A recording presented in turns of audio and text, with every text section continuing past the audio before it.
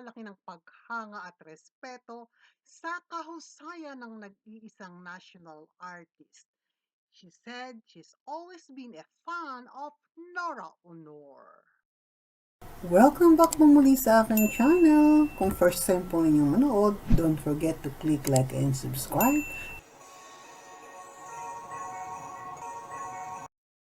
Opo, ganon na lamang ang paghanga at respeto sa kahusayan ng acting ng superstar ang nag-iisang Miss Celia Rodriguez. Narito ang kapanayam niya kay Boy Abunda sa Fast Talk. I've always been a fan of Guy. Somebody asked me, what can you compare the Guy to Vilma? Sabi ko, we need, Vilma is my commander, you know, and Guy is my kababayan. When it comes to depth, yung lalim, hugot, walang daday kinorono. Pero bang hugot ni Guy eh. I mean, she's the only one I know na kahit nakatalikod, nag-acting yung mata, nag-acting yung kanyang shoulders, nakatalikod siya.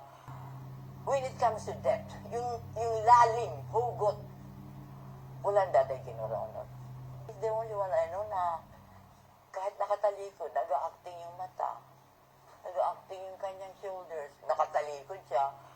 Dinagdag pa niya that acting is body language and it takes too many great directors to learn how to do it. And ang ating pambansang alagad ng sining ay expert dyan. Yung mga batang artista ang nagmamasid sa pag-uusap na ito. Ano ang mga natutunan mo? Halimbawa sa The Great Jerry De Leon, Lino Broca, sa La Isma, ano ang natutunan mo pagdating sa craft ng pag-arte? It's more of a body language, not necessarily dialogue. Oh, Yeah.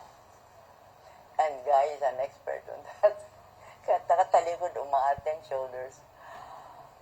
It takes a lot of experience and good directors to learn that. mata lang minsan. Mata lang. No dialogue. O di ba naman po coming from an iconic and classic at haligi na rin sa industriya. When it comes to depth, yung lalim, hugot, walang daday kinorono. Walang daday kinorono. Iyan lamang po. Maraming salamat. Hanggang sa muli.